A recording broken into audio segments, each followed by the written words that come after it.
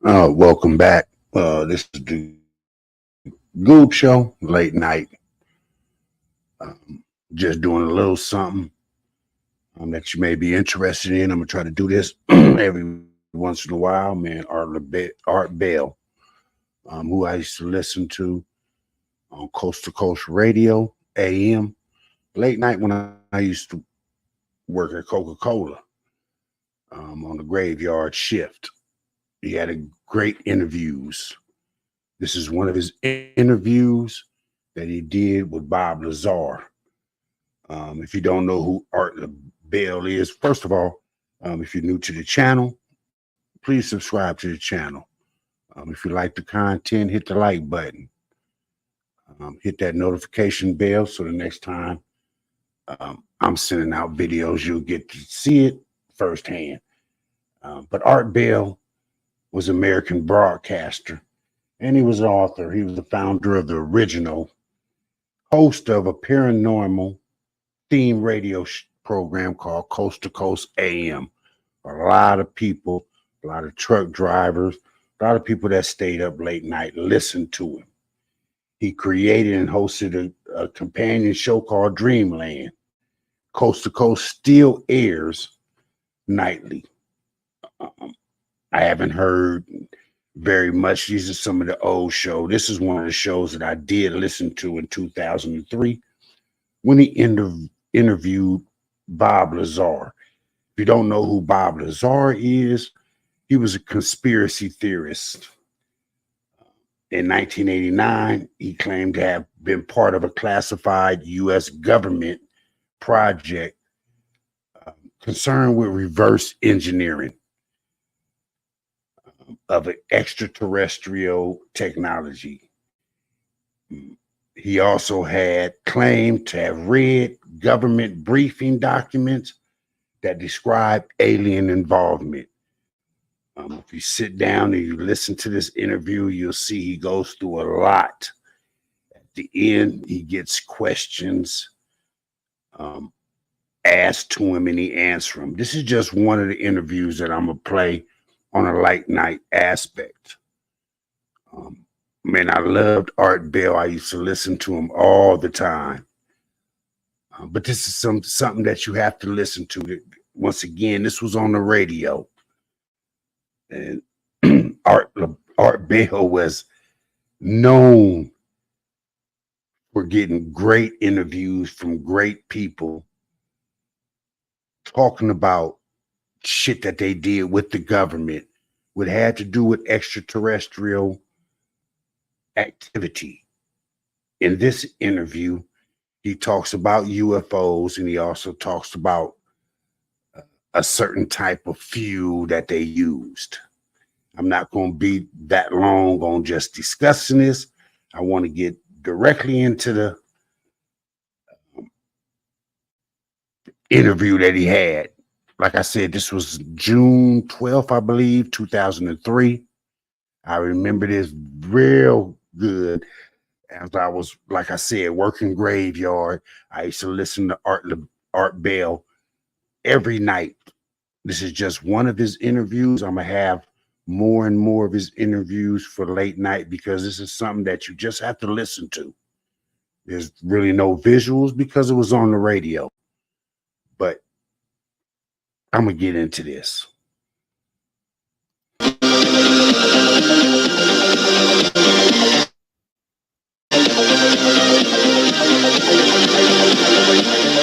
From the high desert and the great American Southwest, I bid you all good evening, good morning, good afternoon, wherever you may be in the world's time zones, because we cover all of them with this strange, unusual program, this eclectic adventure in the night called Coast to Coast AM. It's an honor to be here. It's an honor to certainly be interviewing the man I'm about to interview. Of course, Bob Lazar. And so this should be quite a night, all in all. From coast to coast and worldwide on the internet, this is Coast to Coast AM with Art Bell. It absolutely is. It's the weekend, everybody, and you're off, and boy, do I have a guest for you, Bob Lazar. He is a man who is probably one of the more controversial people in the entire field of ufology. I mean, really controversial. Bob Lazar is president of United Nuclear. They specialize in research and development of cutting-edge technologies, design and manufacture of radiation detection equipment for the nuclear weapons industry, and the retail of scientific equipment and supplies. He was formerly senior staff physicist for the U.S. Department of Naval Intelligence at the Nevada test site, you know, that area near me, and a nuclear physicist at Los Alamos National Labs, where he was involved in advanced nuclear weapon design and development. And in the middle of all that, he's seen things that very few living Americans have ever seen. He's actually seen the ships. He's actually seen the saucers. Some of you, I know, probably didn't hear the first program, or the last program, I guess I had to say, I did with Bob Lazar.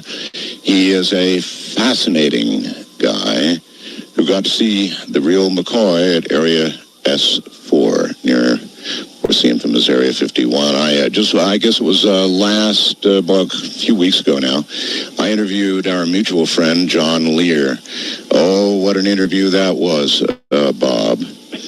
It was really something. Welcome to the program. Well, thanks, Art. Gee, Bob, you know what? I'm going to start at the end.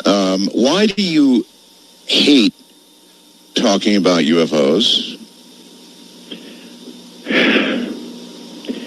Well, there's a few reasons. First of all, it's gotten pretty old. It's been, over a decade.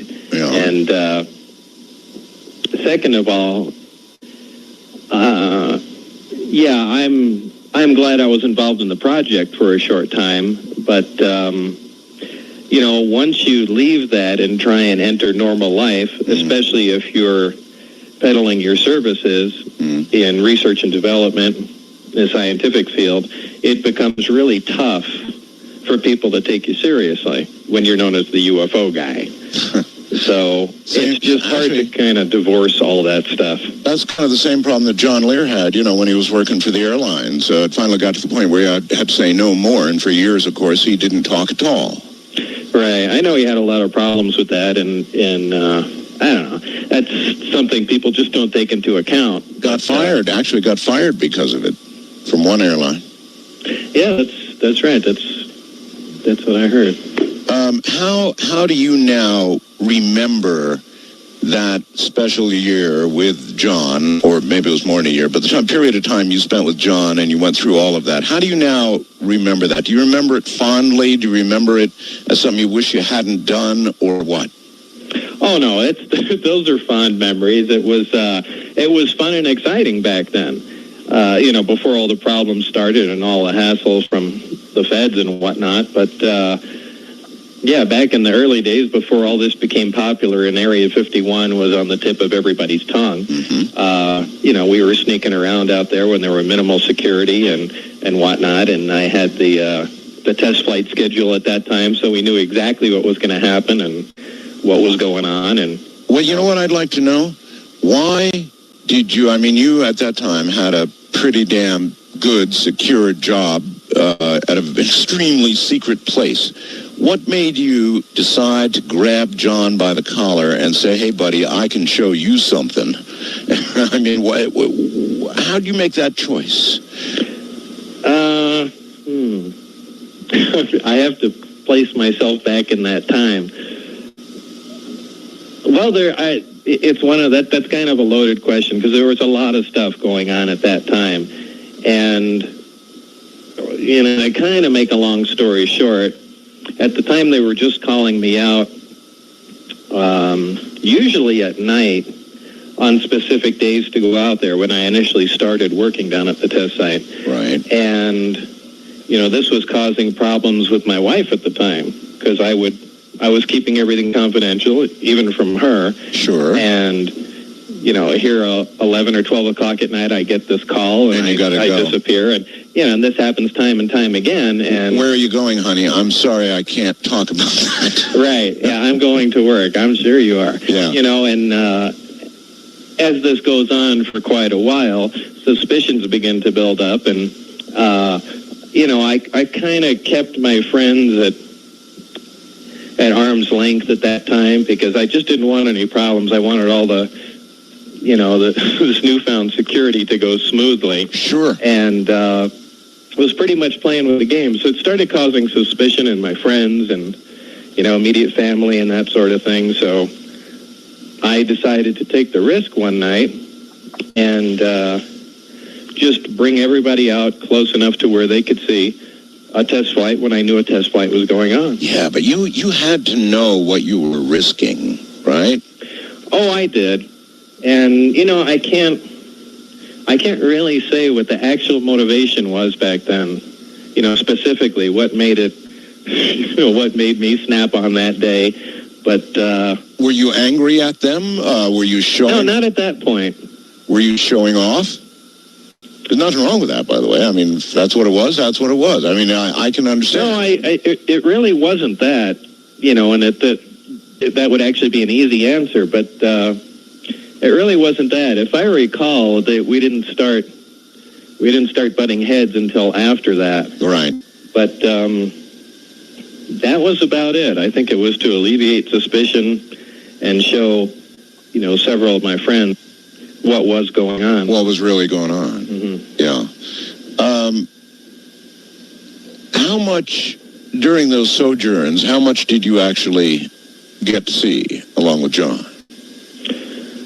While we were out of the area or while I was actually working there in the area?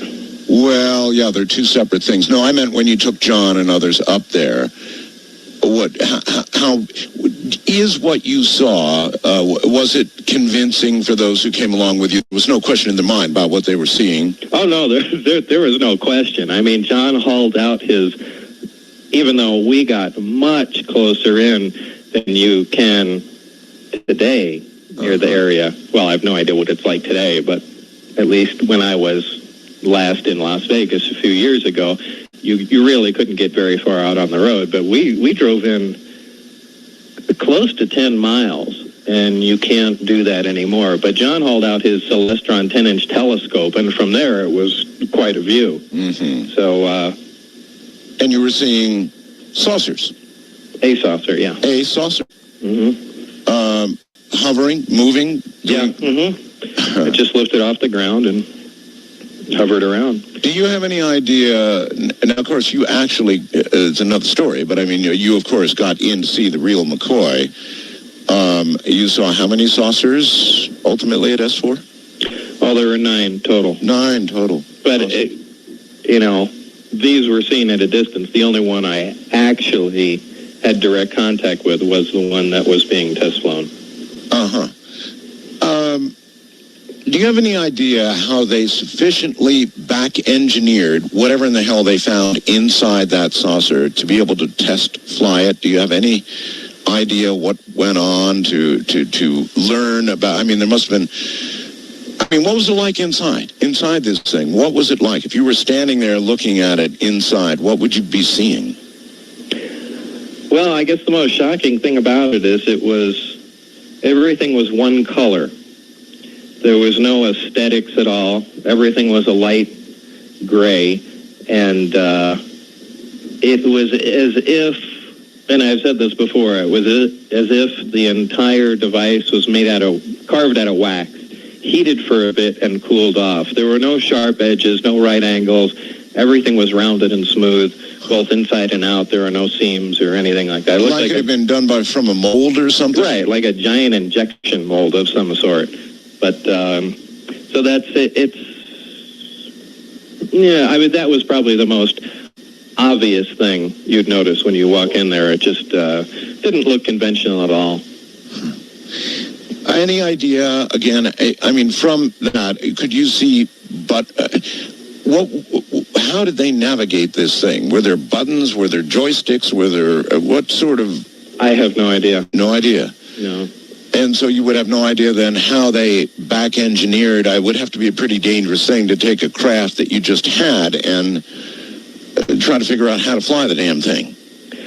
I imagine so, and from the stories I've heard, that it was quite a dangerous thing. But unfortunately, a lot of this went on way before I ever got there. And obviously, they had at least found out to some extent how some of the systems and subsystems operated. Mm-hmm. Do you know how they got their hands on these in the first place? I mean, how did they get them? I don't know. Unfortunately, a lot of the information's compartmentalized, so no one person has the whole story about everything, and that's typically done in any government project. Absolutely. So nobody can walk away with, the whole project or knowledge of everything. But I wish I had the complete picture of what was going on, even just smaller pieces to the picture I did have. I would be very interested in how the navigational system operated. That still kind of puzzles me, as do flight controls and things of that sort. And propulsion, this element, what is it, 116? 115, yeah. 115. Element 115. Do you have any concept of how the propulsion system did what it did? I know how a jet plane moves from A to B and so forth and so on. I mean, how was this element 115 used to move the craft? What kind of propulsion system is it? It's a gravity propulsion system, something that's completely alien to us, if you don't mind me saying that. That's a good word, yeah. Instead of an action-reaction system, I guess the analogy I always use is if you go put a bowling ball in the middle of your bed and 3 feet away from it, push your fist into the bed and push down really hard, the bowling ball rolls towards it. That's correct. And what happens in these craft, or in this particular one anyway, there were 3 gravity amplifiers in them. And what these are long tubes that are in the belly of the craft, and they're on kind of a universal pivot type joint, to make it simple.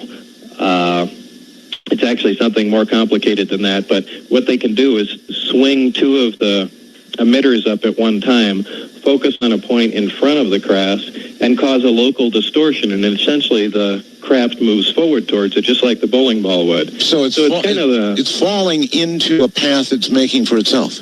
Right. It's kind of constantly rolling downhill, so to speak. Yeah. Which is the opposite of how our vehicles travel. We always accelerate air, throw exhaust out the back, do something to propel something forward, and in the air anyway. And this essentially operates the opposite. Now, is it dependent on a local field of gravity? In other words, obviously these ships are designed to fly through interstellar space, and I wonder if they're using gravity in that manner, then how does local gravity, I wonder, affect them? In other words, the Earth has gravity, and when they're within our field, is it any different than when they're in interstellar space in terms of the way it operates? Yeah, completely. There's 2 different modes of travel. There's Delta and Omicron. Oh? And the Omicron configuration is when the craft uses one of the emitters to essentially hover on and causes that local distortion with the other 2 in front of it. Right. Causing it to move forward. This is something I've never heard before. Okay. No, the Delta configuration, in fact, let me take a step back for a second. That's how the craft is flown in an area of gravity. Now, when you want to leave a local area of gravity, say fly into space, what is done is you transition from Omicron to Delta. And in a lot of the UFO pictures you see occasionally, you'll see these UFOs at these ridiculous angles, at 45-degree angles hanging in the middle of the air. Sure. And the reason for that is that's the transition between the 2 different flight modes. Ah. As the craft lifts off the ground, it has to fly in a gravity-free environment in space with the belly forward. It doesn't fly like a flying saucer does in a science fiction movie. The emitters focus on one point, right? All 3 of them out in space, and that's how the the thing travels. So you're kind of going from a conventional mode of flight, lifting up in the air, raising the belly, and then aiming that towards your target, and that's how you progress. Bob, knowing what you know about at least the propulsion system, what can you imagine that might go wrong and cause a craft to crash, as it allegedly did, for example, at Roswell?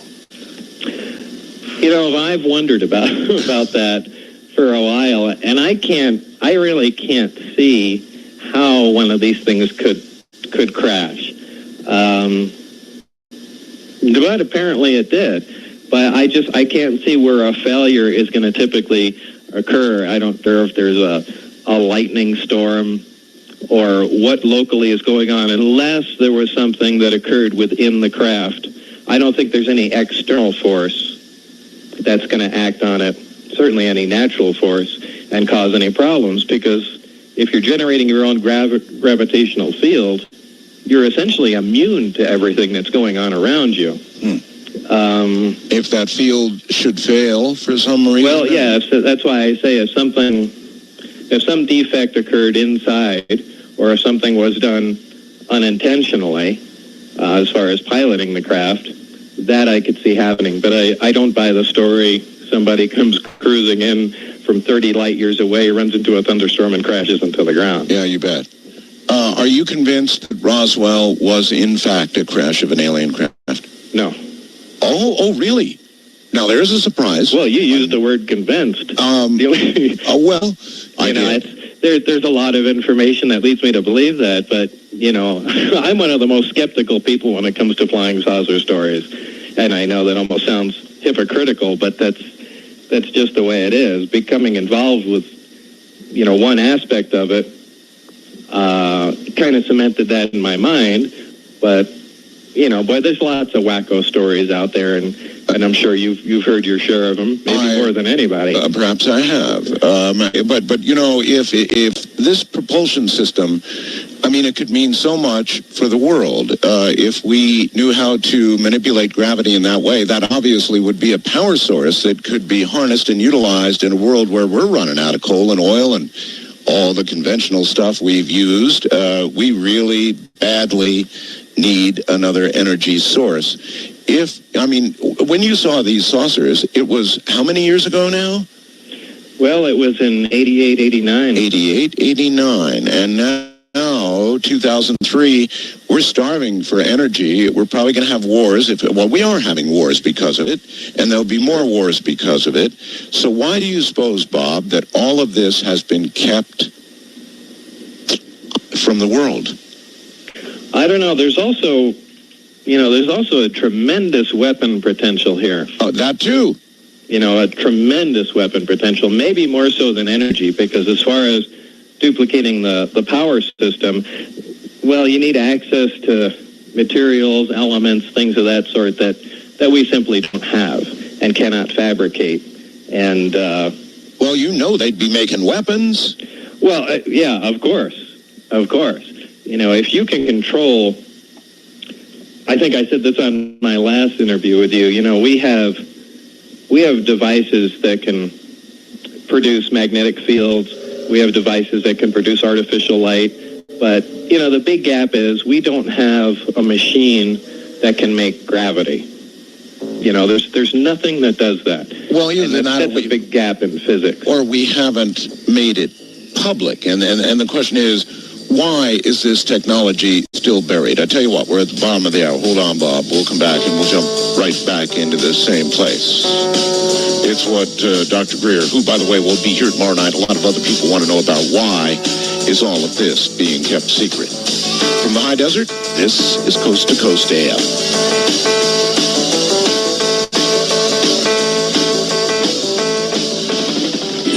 From coast to coast and worldwide on the internet, this is Coast to Coast AM with Art Bell. It is, and my guest, of course, is Bob Lazar, the very controversial Bob Lazar. He's a physicist, and he's actually been where few living human beings have ever been.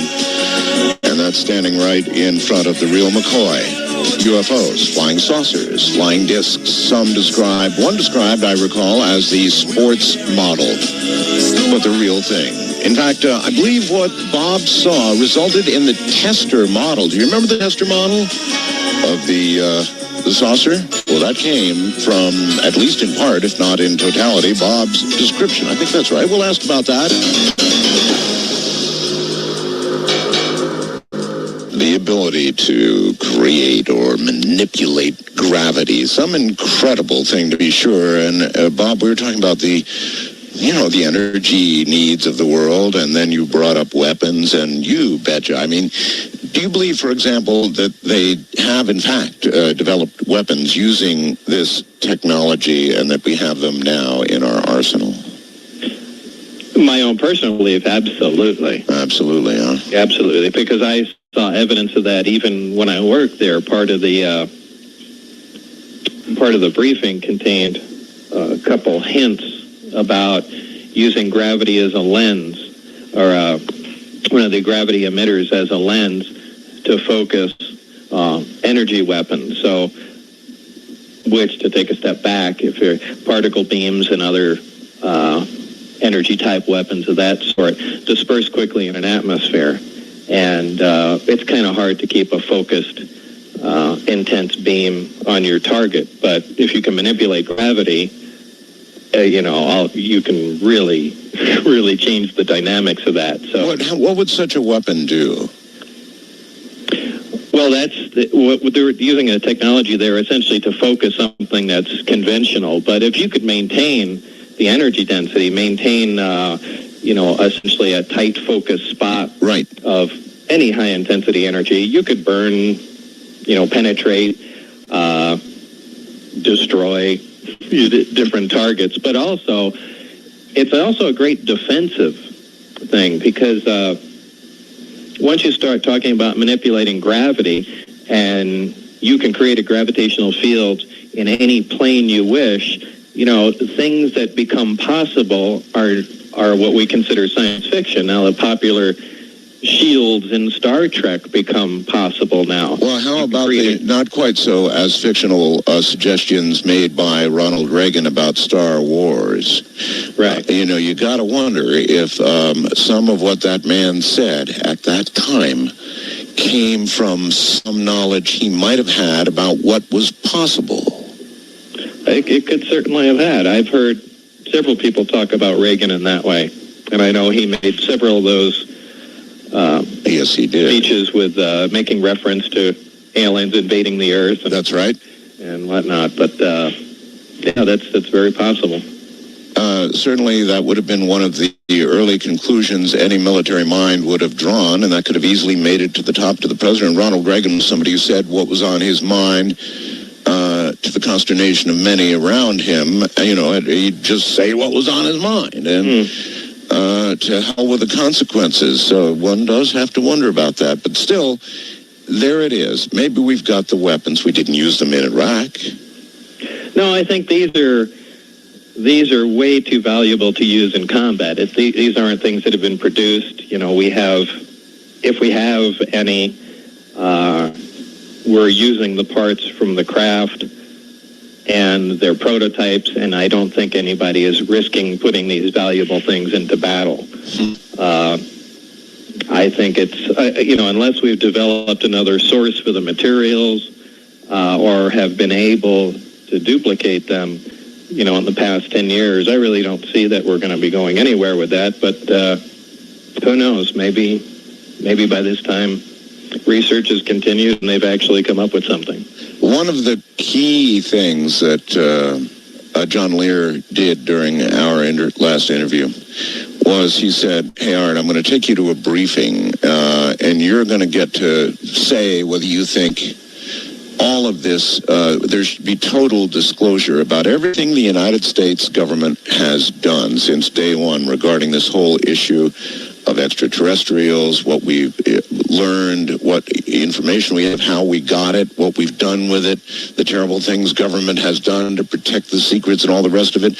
I'm going to lay it all out for you, and you decide whether or not it should be all publicly disclosed. Everybody in ufology is screaming for disclosure. And so I'm wondering about you, Bob. If you had a litany of things laid in front of you that we had done, some of them pretty terrible, if you buy it, would you say that there should be full disclosure, or is this something better kept from the American or the world public?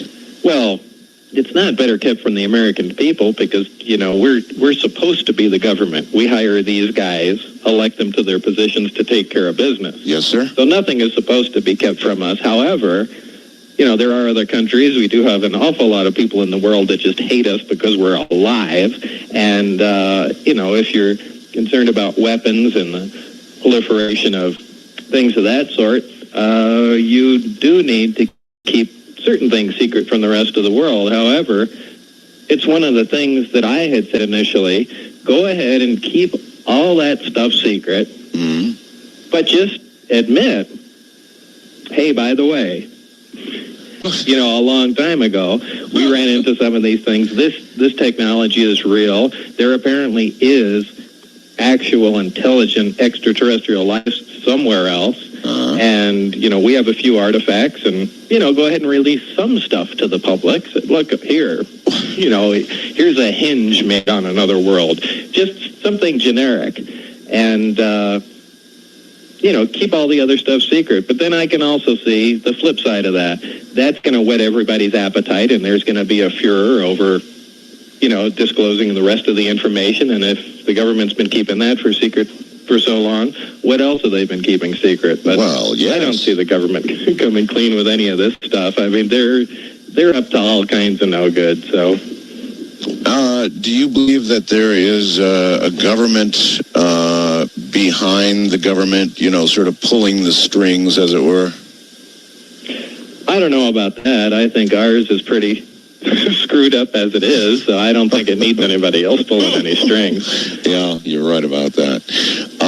But surely there is some method for keeping this gigantic secret, and not all politicians, nor even perhaps all presidents are told about the existence of that. Do you believe that? No, I think very few people know. And one of the things they told me, which was one of my first comments there when I finally knew what I was working on, how do you guys keep this secret? Yeah. And what they told me was, this is the easiest thing in the world to keep secret because it's so unbelievable. And, when you really think about it, they're right. Well, they are, because everything just gets dismissed or perhaps erased. How much anger do you have for them now? I mean, what they did to you. They virtually erased your life. They brought a steel fist right down in the middle of your life and kind of ruined things for quite a while for you. Well, I don't know. I've tried to put this out of my mind, as I fight to try and just put this behind me and forget about everything. A lot of people keep prodding me for information, and, it resurfaces in my mind. But for the most part, I just try and get rid of this. At the time, sure, I was pissed off. More so than you can possibly imagine. And, as my friends at that time recall, I drove around in my little 280Z with an Uzi. That's the kind of trouble I expected, and I didn't go anywhere without it. But, times have changed. A lot of time has gone by, and I don't know. It's kind of hard to say. Yeah, it's always in the back of my mind, but, what am I going to do? To this day, I'm still fighting to get some paperwork and, some things I can't even talk about, but back to the way it was so I can be a normal person. You obviously thought they were going to kill you. Oh, no question. That was the impetus for going on the news that one night. Yeah, and the famous or infamous Channel 8 thing? Mm-hmm. Yeah. You want to tell everybody about that? Because, of course, not everybody in the rest of the country either recalls or knew about what happened with regard to that. Explain exactly how that came down. Well, I'm wondering how far I should go back. Well, essentially, after I left the project, and it wasn't really voluntary, but I'm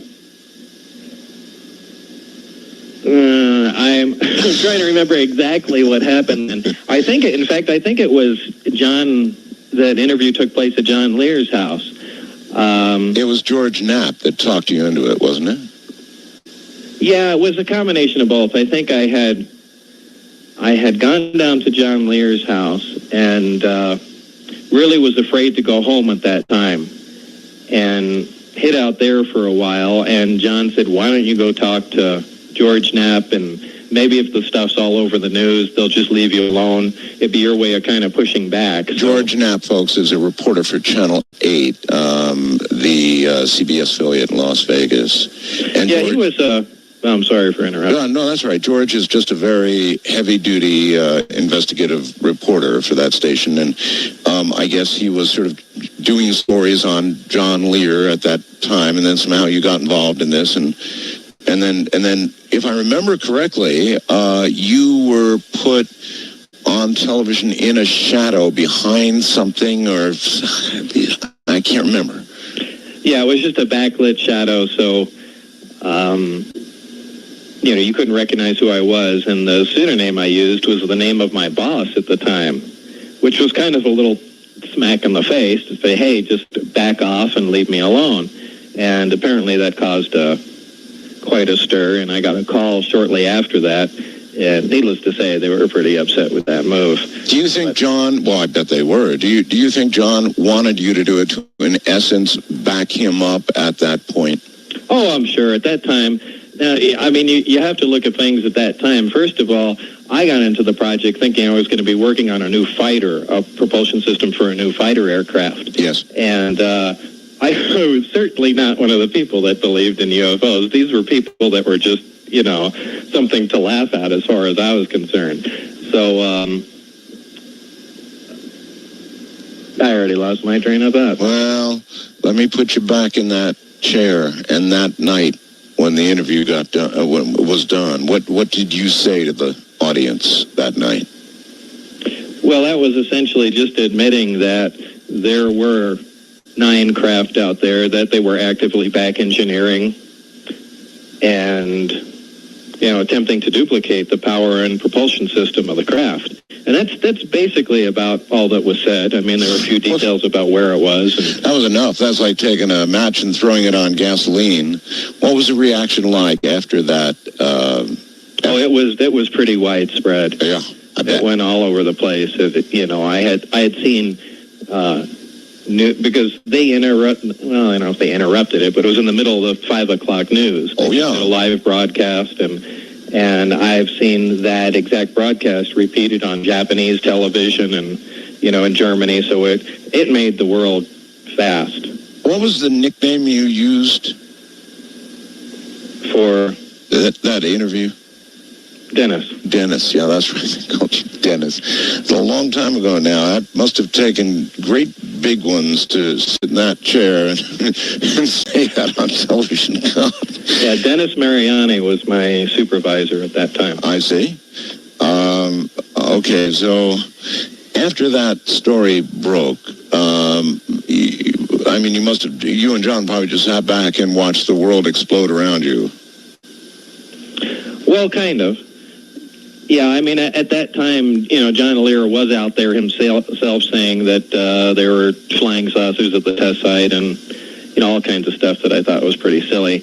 But as it turned out, he was right. I don't know what information source he had at that time, but he'd been telling you and saying that. So I guess maybe that's the reason that you went to John as dragging him along, saying, "Hey, I got something to show you." Maybe you just sort of felt as though you owed it to him in some way, huh? Maybe. I actually can't remember the exact reason, but it was just the people around me at the time I felt obligated to at least give a peek to. Wasn't the tester company that makes models came out with a model of a UFO, of a flying saucer, quite a unique scale model of a flying saucer. I have one of them. And how much of your input was used to create that model? Oh, 100%. 100%. Yeah. Yeah, John Andrews from Testers just sat down and said, hey, we want to make a model of this, and you want to help us or not? And I said, yeah, okay, this is it. And they brought a couple guys in, and, off the top of my head, I tried to remember some dimensions, and we did some initial drawings, and the craft just didn't look right. And he had a couple friends that were, I don't quite remember what they were skilled in, but in any case, they were able to get the correct dimensions by me recognizing the sizes of known objects at various distances. Sure. And they kind of, back engineered it from that, and were able to get the proper dimensions. And when the drawing was done, that did look correct. And I think I'm more comfortable with the final drawings and dimensions they came up with. And I think it came up like to 52.8 feet in diameter or something like that. Well, when you look at the tester model today, do you look at that and say, yup, that's what I saw? Yeah, no question that they hit the nail on the head with that. Really? Yeah. Yeah, that's exactly it. How long a process was that for you to accurately, finally, I guess it's like going to a police station and going to a sketch artist and have them finally come up with something that matches, the person you saw. If I remember, it took a while. It probably took a month on and off of going over drawing the layout over and over again, and having these guys look at it and then scale it up and see if things fit. But it did take quite a while. All right. Am I right or wrong? Do you own a missile silo in Roswell, New Mexico? Yeah, John Peratt and I have a project going down there, and it's a decommissioned nuclear missile silo just outside of Roswell. And it's not like I wanted a place outside of Roswell. It just happened to be where it was. Roswell, yeah. But how does a person go about getting a missile silo in the first place? I mean, who do you approach? Well, I think they're actually on the internet. If you type in missile silo, there are a few left for sale, but they are pretty neat. It's I believe the main where the missile sits is 200 feet deep, and these places are quite a deal compared to what the government paid for them. I think they paid close to $13 million just for the concrete. I'll bet. To build these places, and it's literally bomb-proof. You can set a thermonuclear bomb on the door and set it off and still be drinking beer inside for a while. Anyway. Why did you want a silo? Oh, it was cool. Just because it's cool. Yeah. Well, we also have some other plans for it, but that you can or can't talk about. Nah, I'm really not obligated to talk about. Yeah, I see. But so this is a full decommissioned nuclear missile silo. Yeah. In Roswell. Yeah. Just not something that the average person would have or want, and I wish I knew what you were going to do with it, but you can't talk about that at all, huh? Well, not really. I can tell you some of the things we're not doing with it. We had You're not launching missiles. Unfortunately, I couldn't find a reload kit for the place, but I would certainly have bought one if I could. I see. All right, hold that thought. We'll be right back. It's the top of the hour. My guest is Bob Lazar. He owns a missile silo in Roswell, New Mexico, and he'll tell us shortly things that. Well, I guess he's not going to tell us. He's going to tell us things you can't do with it, or he can't do with it, or maybe things that he will do with it. We'll see what we can pry out of him next. From coast to coast and worldwide on the internet, this is Coast to Coast AM with Art Bell. I liked his answer, actually. Why would you own a missile? Why would you buy a missile silo? Well, because it's cool. Now, you see, I can understand that answer, because it's cool. Indeed, owning a missile silo would be cool. Bob Lazar owns one, and he's pretty cool, and he'll be right back. Bob, you said you could describe some things that, you can't do, or you might Well, do? one thing I do have to correct is my partner, John Farrat, and I are involved in the silo, and John has far more invested in it than I do. So just to say that it's mine personally, So you have is not, part of a silo. I guess, in a respect. I mean, but did you? It had to be more. Well, maybe there didn't. I was going to actually put a rocket on my front lawn to impress my neighbors. I thought it'd be cool. I mean, if you're a neighbor and you see a rocket go up on a guy's lawn, huh? So, do you own a silo for the same reason? Well, you said it's cool. It is. Well, cool. no, we actually have some serious plans for it, I thought you might. and you don't invest all kinds of money just for the hell of it. But it's amazing the amount of rumors that start. And generally, for some reason, when my name's involved somewhere, all kinds of ridiculous stories pop out of the woodwork. But I think even Channel 8 carried that story in Las Vegas. There, and in fact, when I was down at the silo, we got a call from the police in Roswell. Oh. And they sounded kind of embarrassed and said, we're going to have to come down and check out the facility there. And we asked why, and there was kind of a hesitation, and they said, I know this sounds crazy, but, we have people that actually have come down to the station and said that they believe you're holding alien hostages underground in the silo. No. Yeah, and, because they filed the report, they actually went down. They are obligated to go check things out, so they had to come down and verify that there's no aliens being held hostage in there. They actually did that? Yeah, they did that while I was there, and that's a story in itself. That got reported. I missed that one. Well, that was most recently, before I moved to New Mexico. What had happened was just a random guy drove out there and was planning on committing suicide. Now, of all the places in the world this guy could have gone to kill himself, he drove down the road to the silo, parked on top of it, and set his car on fire or something like that. Oh. Anyway, the thing burnt to the ground, and the guy was dead.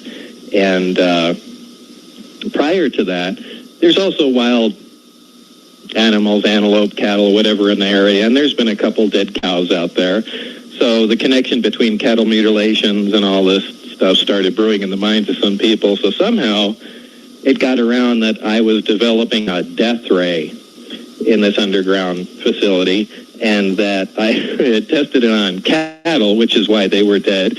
And of course, a guy came driving down the road, and I vaporized his car and killed him. I see. That's the story. And you maintain that none of this is true. No, of course not. All right. But it's just amazing, the stories that get started. Well, of course, you are Bob Lazar. There is a certain aura around you, and when you connect that with buying a missile silo, people's imaginations naturally go berserk. Well, berserk is a good word. But then again, you are Bob Lazar. It is a missile silo, and to be honest, you haven't actually answered my question yet about what you're going to do with it, and you say you can't answer that question, and you know that's going to feed rumors. It's got me thinking.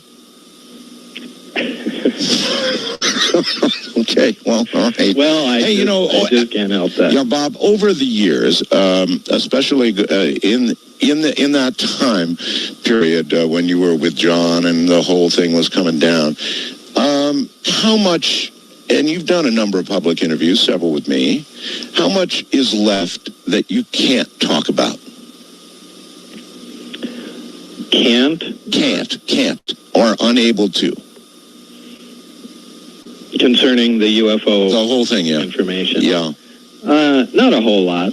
But some. There's just a couple little tidbits, and I think I've told you that before. There's a couple things that I need And this isn't to burn anybody and hold information back, but it's in case somebody claims that they were involved with the project or worked there. There are a couple things that only those people will know, and anytime that anybody brings those up when questioned by me, I'll know. Right. So that's the only reason. There's just a few little bits and pieces of information here and there. All righty, then let's go down that road for a second. I mean, there are others like you, Bob, who worked out in and saw all of that. Obviously, there had to be quite a number over the years of people who became aware of that knowledge. Why are there not a lot more Bob Lazars out there?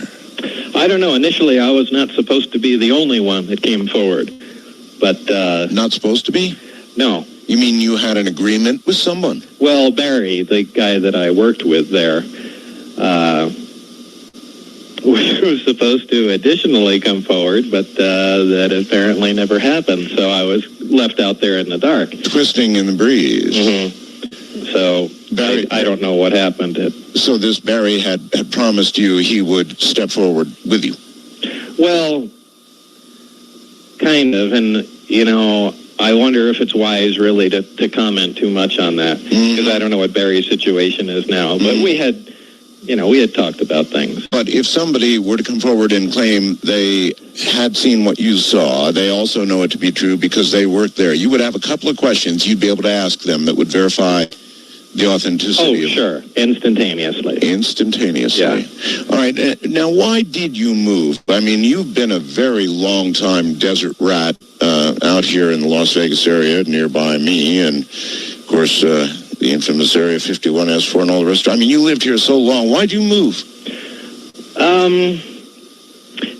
After a while, Las Vegas gets to you. I was there, and certainly working at the test site was fascinating. Mm-hmm. And a little bit of the work I did there when I initially moved to Las Vegas. But after that,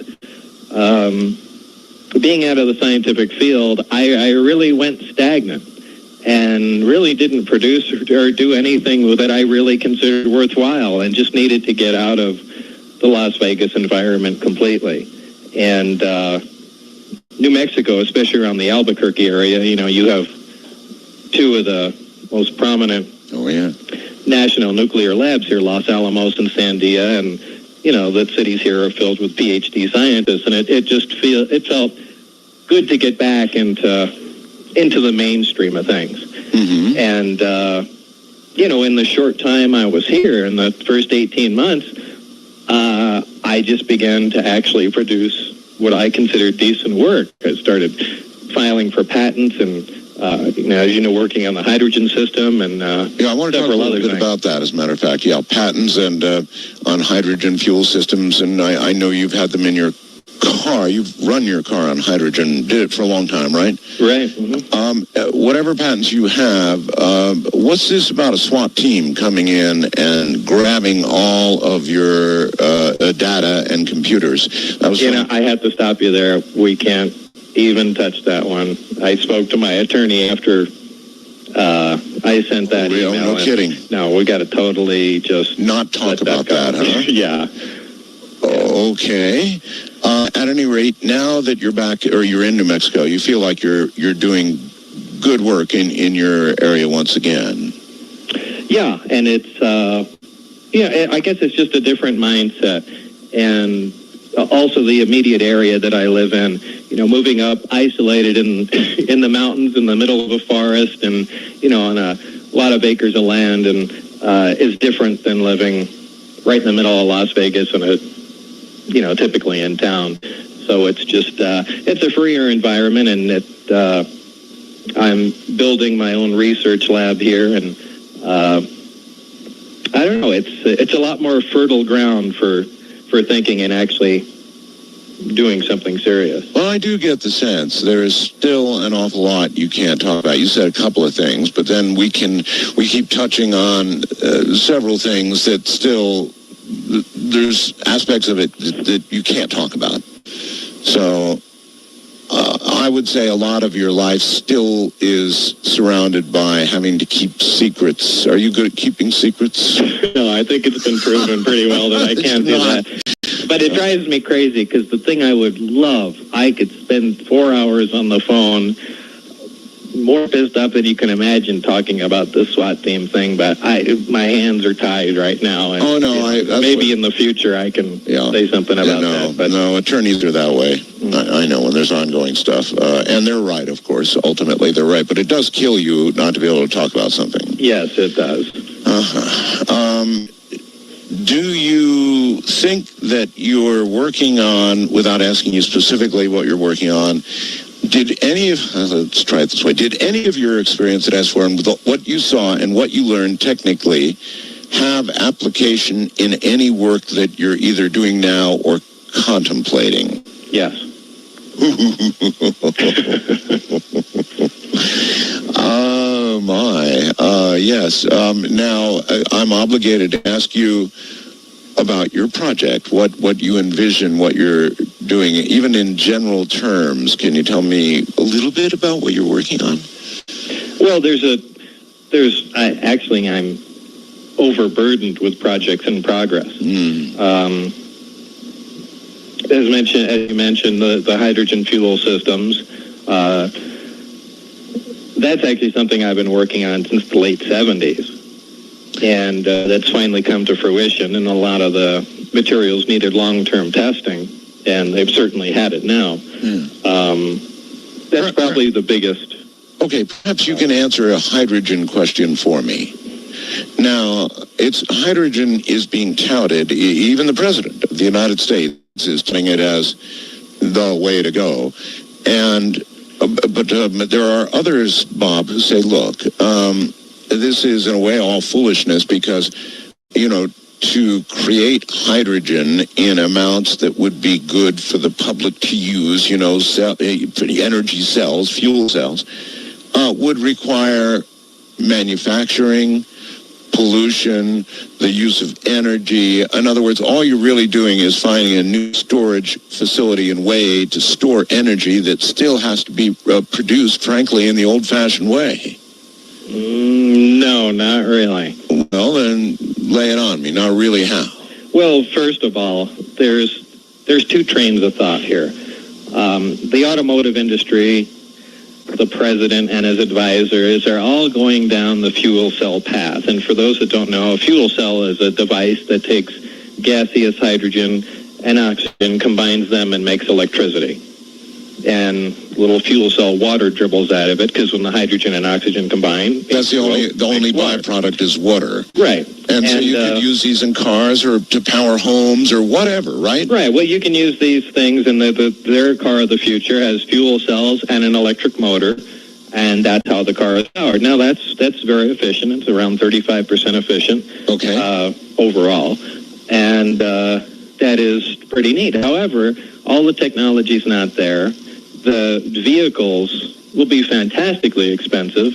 None really exist right now in production. And what about the billion cars that are on the road now? What, is everybody going to dish out $175,000 for a new car? And on top of that, they want to just replace gasoline pumps with hydrogen pumps and sell you the fuel again. All right. Let's get back to refuting this. In other words, no matter how it works, Bob, and it sounds like you're almost more on the negative than the positive side of this, but I mean, no matter how it works, aren't conventional fuels going to have to be used in copious amounts to produce these cylinders of hydrogen? No, I don't. How do you figure? The system that I came up with, first of all, converts a conventional car to burn hydrogen conventionally. And with how much cost? Well, let me get to that in a second. Right. The actual conversion is not that difficult, not that terribly expensive. I have not used any energy producing any of the hydrogen that I make as far as power off the grid, fossil fuels, or whatnot. Hydrogen is easily electrolyzed by water. If you need to prove it to yourself, take a 12-volt battery, put both wires in the water, add a pinch of salt, and you'll see bubbles coming off of one side. Well, some off the other, too. That ought to be hydrogen. Right. Anyway, it's easily produced, and it can be produced with solar panels or a wind turbine. I use solar panels. That's where all my hydrogen comes from. I fill up the Corvette with it, and we drive 700 miles on it. And the car will also run on gasoline. All right. So All right. So that's perfected. I mean, it works, right? Right, and it's worked for years and years and years. All right. Let's say I buy a conventional automobile for, I don't know, 20, 30 grand, something like that. What would it cost to convert a car like that to hydrogen? Well, the big hang-up right now has been the actual storage medium.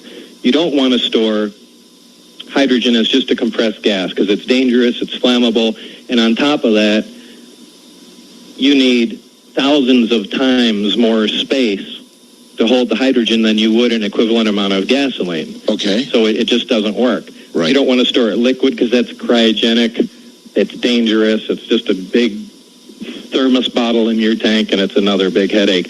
The third way is the best way, and that's a metal hydride. And this is the granular material that absorbs hydrogen like a sponge absorbs water. Mm-hmm. And it only releases the hydrogen when it's heated, and when it's not being heated, I can fire incendiary bullets through the hydride tank, and it just smolders like a cigarette. So it's extremely safe. Wow. And this is the material that I store the hydrogen in the vehicles and for home use. Is this the subject of a patent? Yes. It is. Yeah.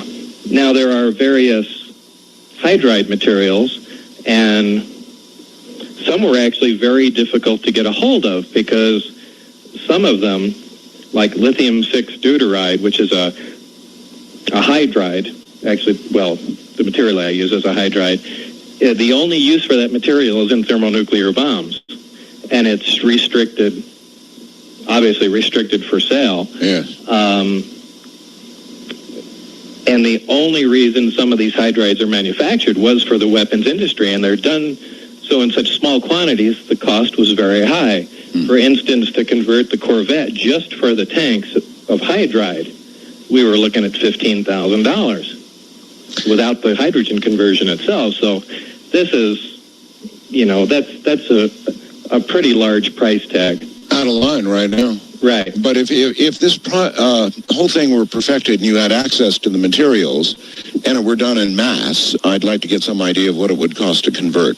Well, we've been working with the hydride manufacturers, and they promise a 70% reduction in cost in volume production. So does that make it viable? Very much so. I mean, wouldn't you pay between $4,500 and $6,000 to have your car converted? You'll have your hydrogen generator at home, so you can drive locally and even up to 700 miles away on hydrogen. And if you want, you can always put gas in the tank, and the car will switch over to gasoline when necessary. Okay, I've always wanted to know, would I need to do that? Would hydrogen give me the same or equal amount of horsepower? Would I be happy with a hydrogen fuel? You get a little less, for instance, in a larger engine. In fact, that's the reason we converted the Corvette, was a lot of these alternate fuel cars, you see little Ford Escorts and these little tiny motors, and it leaves everybody wondering, well, can't you power something substantial? Mm-hmm. So we purposely did a large V8 engine, and it still lights up the tires and, screams away. There's a little loss in horsepower, but in a large engine, you're not going to detect a 10% loss in horsepower. But you're still having a lot of fun, though. I mean, it's enough horsepower that generally most people are going to be happy campers. Oh, sure, and most people are willing to pay that price tag if they never, ever have to go to a gas station again. And who wouldn't? On top of that, you're not supporting, the oil cartel. That's right. Or anything else that's going on or polluting the air. All right, I'll hold it right there. Bob has a Corvette converted to hydrogen, and he's had that for a long time, and I guess the rest of the world is yet to come. We'll continue to talk with Bob Lazar, who knows lots of things. We'll see what we can pry from him. Coast and worldwide on the internet. This is Right.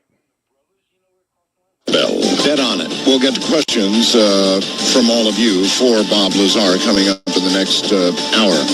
Listen, check out my webcam. By popular demand, I did put up a picture of the tester model. I'm holding the tester model for you in case you've never seen it. There it is. That's Bob's accurate recollection of what he saw at Area S4. that I'm holding in my hands.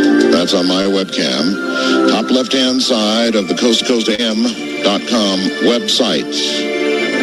By the way, there may be, in fact, we know there are other Bob Lazars out there. And if there are, I'd like to encourage you to contact me. We'll work it out.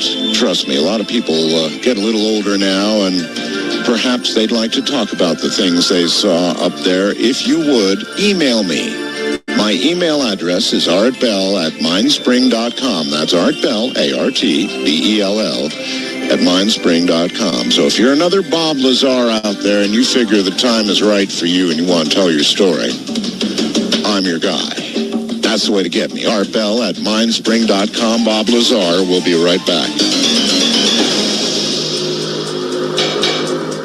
And by the way, it's probably going to screw up my little scenario pleading for some more Bob Lazars to come forward. But out of curiosity, Bob, tonight all across the world, people who have been involved up at Area 51 S4 have seen what you have seen. These people, they're probably listening, Bob. A lot of them are listening. You can be sure of it, actually. And so what would you say to these people? Would you say, you know what, Art's right. Why don't you go ahead and email them, and why don't you come on and tell what you know? Would you advise them to do that? No. No, I knew you'd screw it up. Don't tell anybody what you know. Just take my word for it. I knew you'd do that. I knew it. Yeah, well, that really is my message. Just forget it. Forget it, huh? Yeah, just forget it. Don't bother saying anything. It's not worth the hassle. It's not worth it. It's not. And for the most part, nobody's going to believe what you have to say anyway, so don't even think of doing it. Well, thanks for the help. I'm sorry, but you asked. Yeah, and I knew, I guess, what I was in for. Okay, well, I know, but still, all right, but let me take the other side of it, Bob. Let's fight this a little bit. There's a lot of people out there, like Stephen Greer, who I'll have on tomorrow night, and they really do make a compelling, damn strong case that, gosh, darn it all, if we've been visited by aliens, if they've really been here, if we have their craft, their technology, and even bodies, and this is such an incredibly large story, so important to the human race, that nobody has a right to keep anything like this secret, and it should be told, it should be out in the open, and if these Bob Lazars don't come in and talk to me and others, then how in the hell are we ever going to find out? Because you said it yourself, the government sure isn't going to tell us. Yeah, and I agree with that completely. Well, then how can you say that? Well, from personal experience. Yeah, in other words, you're not really a crusader at all, are you? No. You're not? No. I'm not involved in UFO research. I don't follow the stories. I don't do lectures. I don't... I know you don't. You know, I don't do any of that stuff. You know, I try and put it behind me, you know, and a lot of people really... you know, have the drive to get this stuff covered, but generally those are the people that haven't been involved with anything. And, you know, sticking your neck out on the line really does change your life forever, and it's not a positive thing. You know, people really get the wrong impression. They think that, you know, this is you know, a big boost in some way to you, and it's not by any stretch of the imagination. So you know, why would I recommend somebody do that? Well, a lot of people, Bob, think that, I mean, when they have these reality TV shows and people line up for blocks and wait 2 days through the ice and the cold to get a chance to be, you know, have FaceTime on television. We do live in that kind of world, and so some people suspect your motive is that. But yeah, but I hate being on TV. I hate doing interviews, and I don't do lectures and all that. How could that possibly be my motivation? Yeah, that's right. Well, I believe me, I do understand.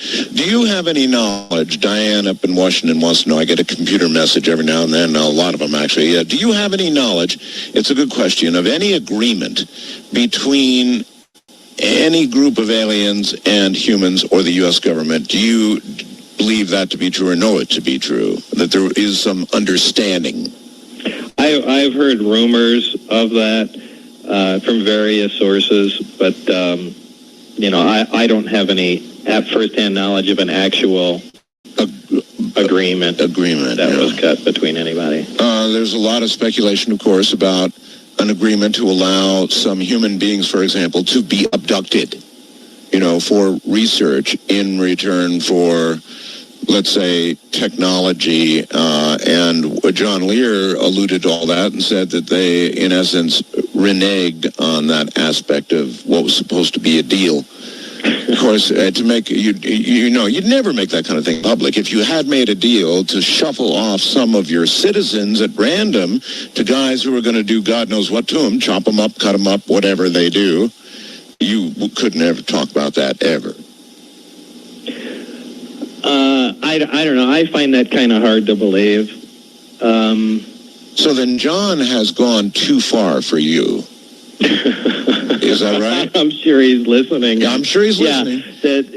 John knows he's gone too far from. John's convinced that there are people living on, or some sort of beings living on Venus and some other local planets. That's right.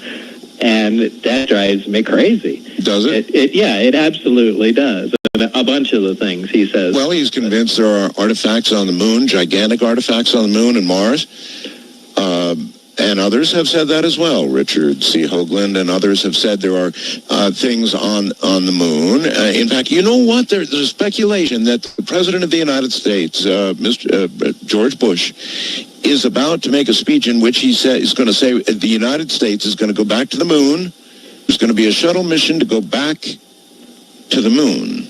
I heard that. Yeah. Yeah, I heard he's supposed to make some sort of announcement. And we would do it presumably with a shuttle, which is really interesting. How are you going to get the shuttle? Don't ask me.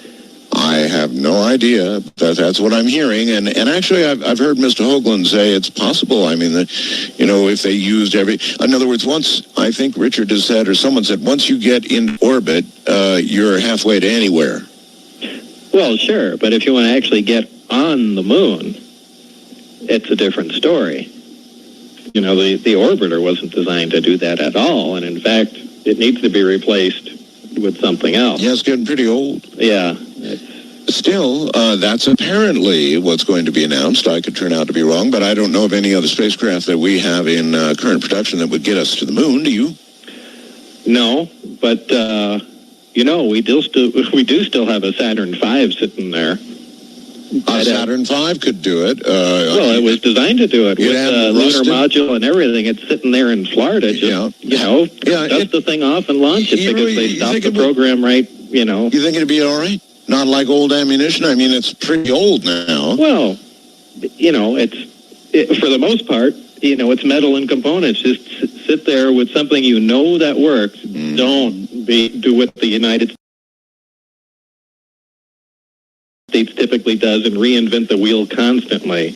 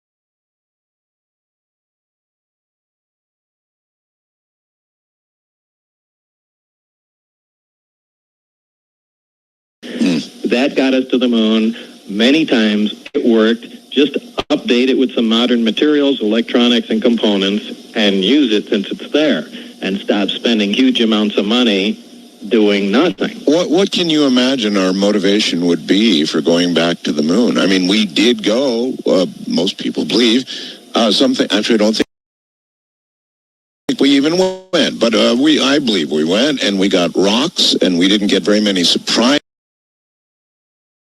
And so what could we do on the moon today that we didn't do then? That always seemed more sensible to me to make a small moon base as opposed to a space station. Oh, really? Why? Well, for various reasons. First of all, the space station is limited in what it can do. And I know a moon base is much more difficult to get to. It doesn't have to be large, but you can at least try some and test out some technology on trying to manufacture fuel, do some small refining, see what you can get from the surrounding environment. There have been reports, I think, I don't know, was it the Cassini? Some radar mapping craft over the past 4 or 5 years detected that there were supposedly large frozen areas of water. That's correct, on the moon. Right. However, they just went over that data again and had another arbiter and now are refuting some of that. So, if you've got water, you've got energy, and you've got the possibility for all kinds of stuff. But so we're back to a foggy area. There may not be enough water there to manufacture fuel, which would be a necessity. Right. So that would make it uninhabitable if they're completely reversing themselves now. It's kind of strange to me. A lot of people believe, Bob, that there are things on the moon, large glass structures, incredible things that were hidden from the world when we went to the moon and have been hidden ever since. And that's the reason they say we haven't gone back. I believe John is one of the people who believes that. Yeah, he is. I'm not one of the people that believes that. You are not? No, absolutely not. Then why go back, Bob? Exploration. Why go to the top of the mountain? It's a completely different world now than it was in the 60s. There's a lot more technology, so there's a lot more we can investigate there. And the original reason to go to the moon was never to research the moon. Aside from beating the Russians there, the original intention was only to see the feasibility, or to investigate the feasibility of making a small base there and launching a Mars mission from the moon. This was all about going to Mars. The moon was only supposed to be because it would be easier to get there from the moon, less gravity, so on and so forth. Sure. And that was just to be looked upon as a potential launching site for a Mars mission. So the interest was never in the moon. I mean, we pretty much knew it was just a rock up there anyway. The interest has always been in Mars, but Mars isn't that easy to get to. Unless you had a moon base, and that would help. Well, yeah, that would help. It's a shortcut, and you could store fuel there. There would be, if plans had gone how they should have, maybe we would have already been to Mars. But I think that's the frontier we should look at, is investigating that, or go to Europa. There's plenty of things in our immediate solar system that are, potentially fascinating, and Europa has probably the best chance of life, in our solar system, and even the hardcore skeptics at NASA pretty much agree there's a good chance there's something in the oceans there. So, but Bob, if we've got technology that can manipulate gravity, and damn, it was back in the early 90s when you knew that we had that. Here we are launching, whether it's a Saturn V or a shuttle or however we get back to the moon. And for what reason, I'm not sure about, but whatever. We're using ancient, buggy-like technology compared to what exists now. Absolutely. I don't care what spacecraft they've come up with. In my eyes, they still look like fireworks. And they've proven themselves to be that on occasion. Yes. But it's archaic technology, and we do have something that operates differently. However, it has limited fuel, a limited lifespan, and we don't want to lose it.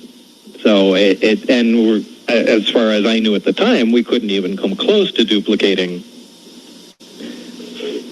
even the most basic parts of the device. So what are you left with? You're left with your own archaic method of transportation to other planets, and you can only investigate what's going on around you. So and then, we're Bob, stuck. we have been unable to decipher the manner in which, or duplicate the manner in which gravity is manipulated by the devices on the craft that you saw. Obviously, we failed, or what? In other words, otherwise we'd be using this technology, so we failed? Well, quite possibly. Now, again, I hesitate because I'm talking about my knowledge from the early 90s and late 80s. I don't know what's happened up till today. But as far as I knew back then, yeah, we failed. That's the bottom line. We're not going to be duplicating that. Do you think these craft, when tested, were taken outside the Earth's atmosphere? No. You do not? No, I know that for a fact. For a fact? Yeah. I don't, well... Well? Why? I just... No, go ahead. Just whisper it in my ear. Yeah, I pretty much know that for a fact. Why, out of curiosity? This is what we're getting real close to one of the areas that I said that I purposely don't talk about, so I know if anybody's been involved with the project, which has to do with the craft and where it's gone. Oh. So this is why you're hearing my hesitation on this. Okay, well, the next thing out of my mouth was going to be, why do you think, if we thought, or we had... Well, look, this is a very valuable article, and it's an operating craft. I don't know if the other crafts were operating. We know this one does. There's only one of them. So in other words, one of a kind thing. Would you risk taking this out of the Earth's gravitational pull and losing it in space? Yeah, No. It's a very good point. It's a very good point. This is their prized possession. And you believe we still have that safely wherever? By the way, do you think it's still up there, or do you think it's been moved, and if so, where do you suppose? I don't know. I always thought that was an odd place to put it, because in the early days of the nuclear weapon development, some of the best places that they kept everything were in the South Pacific, like Kwajalein Island and things of that sort. And it's a good point. You don't have any looky-loos there. You have no hassles from anybody. You're in the middle of nowhere, and nobody can get there without you seeing them. What a tremendous point. And that's where I would have put it. I wouldn't have built a secret base in the middle of Nevada, outside of Las Vegas. The only reason they moved the nuclear test site to Nevada was because it was just too expensive running supplies back and forth and all the personnel to the South Pacific. Well, you don't have that problem with the ET program because it's limited personnel, limited supplies, and, go hide it in the middle of the ocean on an island like they did with everything else. So if I was going to put it somewhere, that's where it would be. Why do you think instead it ended up here in Nevada? I don't know. I don't know. Because obviously there are going to be more people conceivably seeing what's going on. There's got to be a reason. Somebody must have Bob, they still drive up to the mailbox. People take videos. People take pictures. So then there's another great theory that you might want to comment on. That is that they want there to be a slow time release of information. They want rumors. They want talk about this subject for some reason that fits their agenda. Otherwise, put it in the South Pacific and, nobody... Well, there may be some other shortcomings of having it out in the middle of the ocean that, that we're not thinking of, but... perhaps. I don't know. Maybe they need lots of supplies to get... To deal with this thing, and maybe they figured if it crashed, it's going to be deep down under the Pacific somewhere potentially, and we'd lose it that way. That's quite possible too. The desert is good for one thing, isn't it? It's it's just there, and it's fairly arid, and you'd definitely be coming down on land if you landed in a strange place. Anywhere in Nevada, yeah. Yeah. So maybe your original point is actually the reason. Yeah, it could be. that they wouldn't want to risk losing the one model they've got. Yeah, Then you figure they're still working on trying desperately to back engineer this, or do you think by now they've done it?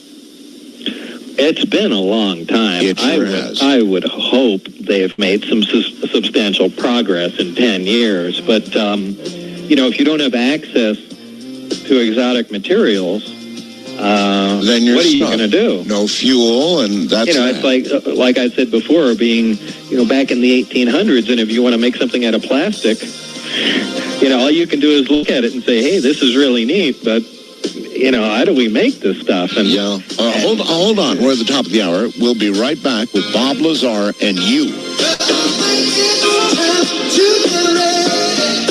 From coast to coast and worldwide on the internet, this is Coast to Coast AM with Art Bell. We love you, baby. And because we do, we're going to let you talk with Bob Lazar in a moment. If you'll stay right where you are. The forum.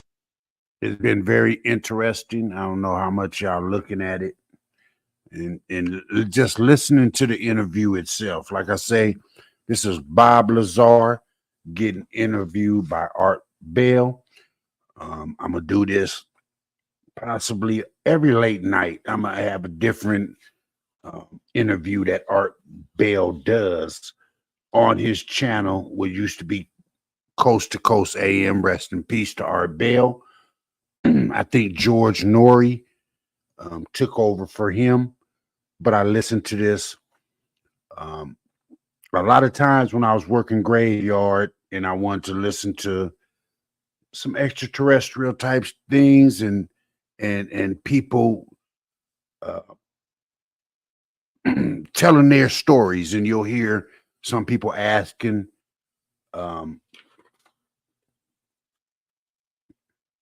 Bob Lazar different questions at the end. Shout out to Antonio Block. Show your love. Appreciate you coming in, this motherfucker. 916 Kush King. Appreciate you coming in. But you guys have to listen to the interview if you're just coming in now. I paused it. It was on a commercial break. But I'm going to do a lot of Art Bell interviews because he has a lot over the years. I think he started somewhere in 1989 or maybe even earlier than that, 1996, I think it was. But I listened to him all in the 2000s when I was working for Coca-Cola late night. But I'm going to get back to the show.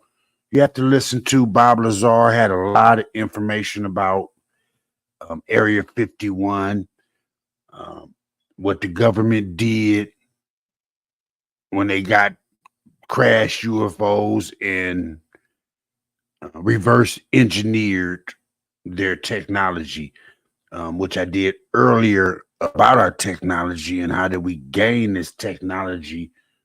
Where did it come from for Star Trek and the Jetsons to put that out in those shows that came to fruition nowadays? Flip phone,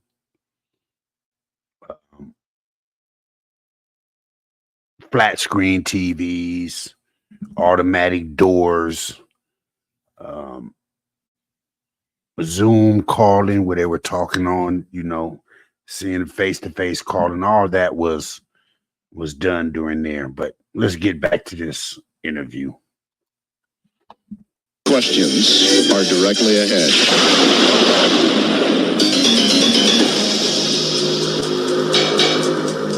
By the way, tomorrow night we'll give Dr. Greer what I now call the Lear test. We'll give him the Lear test. And I just can't let go of that. Ever since John said what he said on this program, I can't let go of it for some reason. Anyway, coming up in a moment, Bob Lazar is going to attempt to answer your questions. So, I guess what I would say is prepare yourself, Bob, because you never know what's going to come. All right. It's fun, Bob. Don't worry. It's actually it's fun. What's the John Lear test, by the way? Oh, what's the John Lear test? It's really cool. to use your phrase.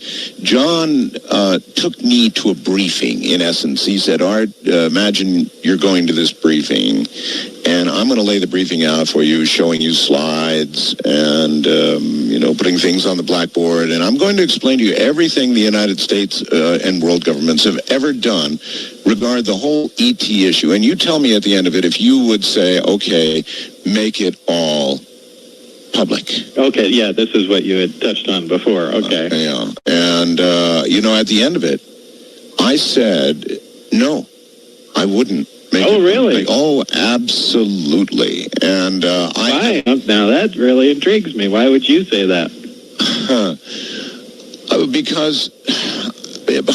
Because some of the things that John said are so far beyond the pale that the religious implications, the social implications, the fact that I do believe people would go berserk, completely berserk. It would take down our government. It would disturb the world. It would disturb the force.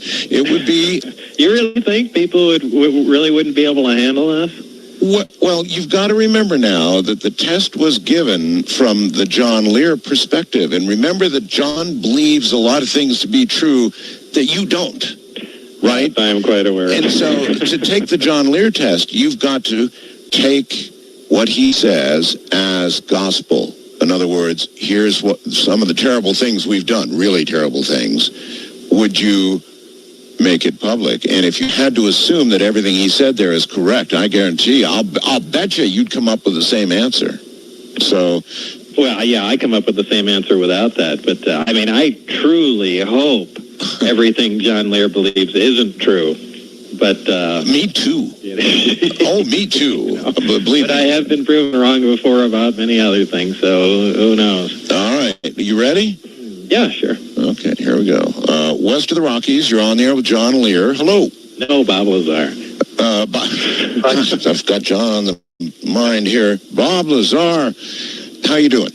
Hi, Art. Hi, Bob. Hey there. Howdy. Well, it's a pleasure to talk to both of you. It's been a while since I talked to you, Art. Well, glad to have you back. Bob, I just missed meeting you by day one time, and I regret that. Where was that? That was down in Nevada. Oh, okay. I was wondering if you knew about a material called starlight. It was supposedly created by a couple of scientists, but I've always had suspicions it was, alien technology. Starlight? What is this material, sir? Well, a physicist told me about this material. It's like two liquid plastics, and when you put it together, it forms an indestructible solid. Nuclear blast won't touch it. Nothing will destroy it. Have you heard of such a material, Bob? No, I'm pretty skeptical about a claim like that. Well, it's not supposed to be classified, and it came from a pretty reliable source. And also, John wanted me to ask you about the orange crate in the crater Copernicus. John wanted you to ask him about the orange crate? Right, the crate on the moon. John who? Lear? John Lear, yes, that's correct. Oh, okay, I know what you're talking about. He showed me a picture one time, and there was a perfectly square object on a moon picture, and said, "Well, what's this orange crate doing there?" And we were arguing about, some of the images from the moon, and these grainy little things with a couple dots, and John was claiming, "Well, that's just the reflection from a giant, glass dome over so-and-so." And but anyway, he did have some pictures that I couldn't explain, but. Bob, and some of what John says is pretty wild. There's no doubt about it. But on the one hand, Bob, you're somebody who's actually seen alien craft. Most of us haven't. So to have seen what you've seen, are the things then John says really so crazy? Yes. Yeah. Well, see, a lot of people would say, flying saucers, we got them, you've seen them. Oh, come on. That's crazy. Right, I know, that's crazy, and maybe it makes me a hypocrite for saying so, but look, I am the first one to admit that if somebody came forward to me with my identical story and laid everything in my lap, I'm not sure I'd buy it, so I can't expect anything else from anybody else. And in fact, I almost prefer people don't believe it because then I get hassled less about it. Martin in San Rafael says, and I think this is accurate and why I love interviewing you. It says, Lazar continues to be the most credible witness of all. Straightforward, direct, not self-serving. No books, tapes, no website, nothing to sell. He just describes what he saw, reluctantly at that. He makes a believer of the skeptic. So in that way, you really do sell your story. I mean, you're so damn low profile about all of this, like you don't want it. Well, it's not a business. I'm just relaying, what happened to me at the time, and that's it. That's the end of the story, and, where it's gone and why how all this stuff came about is beyond my scope of knowledge, and I don't profess to know anything that I, haven't been exposed to, but, I will stand on what I have seen. And I've got that, but I mean, as incredulous as it sounds, why not believe other incredulous things? I mean, if there are saucers here, if there were bodies recovered, if we actually have aliens, then certainly some of the stories about aliens could easily be true. Well, and maybe so, but you don't know. Art, I'm spoiled. Yep. I had some things verified to me and had hands-on experience. I got to touch them, I got to see them, I got to analyze them and said, okay, this is real. Now, for the layman or researcher or whatever that hasn't, everything is in the same category to them. It's all conjecture.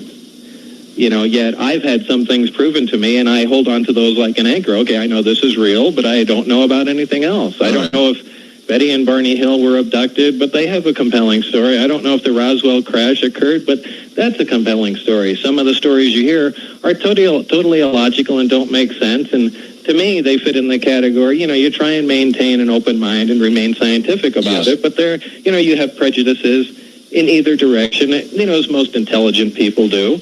And, there is, I don't believe everybody that says they were abducted was abducted.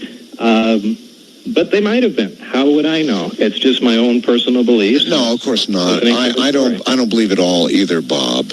Or even, I might even go as far as say large chunks of it that I don't believe. But some of this I do believe is true, and based on what you saw and you know to be true, then it's not too hard to imagine that there was interaction. We might not know the exact parameters of that interaction, but there was interaction with aliens. Chances are there was, in some way, shape, or form over a period of time. By the way, on another note, I get so many emails about this. Apparently in some other show, and I just got 3 more recently. Yeah. Some other show, you spoke to somebody, a female, that said, it claimed that I took her out to Area 51 and showed her around. That's right. Does this ring a bell to you? Oh, absolutely. I remember that. Yeah. This is the most ridiculous story I've ever heard. So that didn't happen either, huh? As if they allow visitors to top secret security installations. That's absurd. Who would even claim something like that? In either case, that's, it's just another one of those knuckleheads that just likes to hear themselves talk for some reason. Okay. As a fact, I had an email from this person just yesterday, Bob. Really? Yes, she imagines quite a relationship with you. Oh, really? Oh, yes. Not true, though. No. First time caller line, you're on the air with Bob Lazar. Yo-ho. Okay, I'm calling because I'm a physics student in... All right, speak up good and loud. Oh, okay. That's better. I'm calling about the gravitational amplifier system. I'm interested in this because I'm a physics student, and I was thinking that kind of at the forefront of physics research now is kind of a push to detect gravitational waves, and which is a tough thing to do, and probably ultimately discover the gravitational particle, the graviton. And I was thinking about this 3-pole system that you just is very directional, and maybe maybe a gravitational current is involved. I was wondering if that maybe hints at why we can't figure out what is going on there. You have any thoughts on that? Well, this is more of the research I wanted to conduct while there. While I wanted to get down to the hardcore research in gravity and how the energy propagates by itself. And by the way, I don't believe there are gravitons. I don't believe there's particles involved. I don't believe it's even a wave particle duality. Like light photons are. I think this is. Well, it appears to be more of a wave effect. And exactly how it propagates is, at least I don't personally understand that. It almost seemed to propagate as microwaves did, since anytime inside the craft, the gravity, the basic gravity wave was routed anywhere from the reactor to the amplifiers. It always traveled inside tuned pipes. So, again, that implies at a specific frequency you should have some sort of gravitational effect if it's just a basic, carrier wave of some sort. But, that doesn't appear to be true. So it's something more than that. Well, we know, don't we, that microwave can be carried in like oblong tubes, right? Waveguide? Right, exactly, waveguides. And So that's what connected the reactor to the skin of the craft and ultimately to the... So then whatever the nature of this wave is, you could imagine it like microwave because it was carried, according to your physical description, kind of the same way.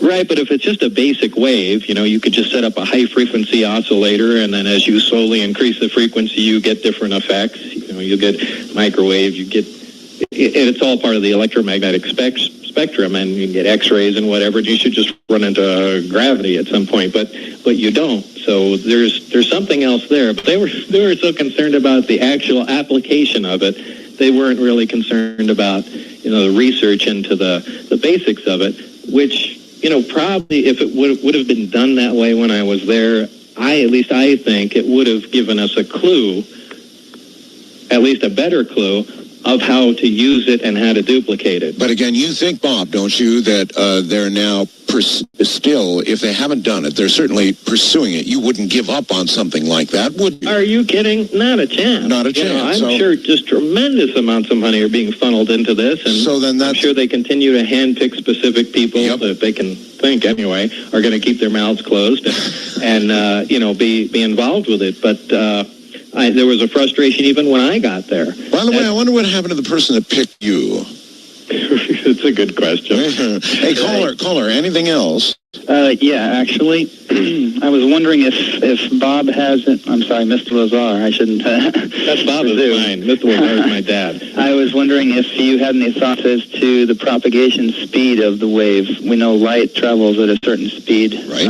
Or at least we assume it's a constant speed. Do you think that gravity is different? Yeah. Good question. Yeah, excellent question. Because from all indications, the propagation is instantaneously, and I know that upsets everything. But remember, gravity in itself distorts time and space.